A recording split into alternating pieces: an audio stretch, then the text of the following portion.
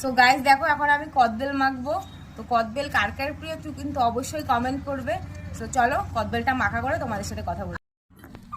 দেখো এখন আমি কদবেলটা মাখা শুরু করে দিয়েছি। আর এই শীতকালে রোদ্দুরে বসে ছাদে, তাও আবার হালকা হালকা শীত, খুব ভালো শীত পড়েনি এখনো, তো হেভি লাগে এখনই ভেবেই জিভে জল চলে আসছে। তো দেবো দেখো তেল,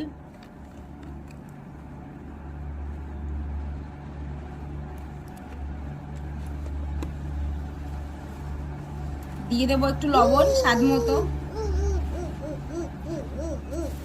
আর দিয়ে দেবো চিনি। আর সবার শেষে শেষে যেটা দেবো এটা হচ্ছে লেবু পাতা, আর দেবো দেখো কাঁচা লঙ্কা। এটাই খুঁজে পাচ্ছিলাম না, আমার মেয়ে নিয়ে নিয়েছিল। যাই হোক এটাকে আবার ভালো করে মেখে নেবো।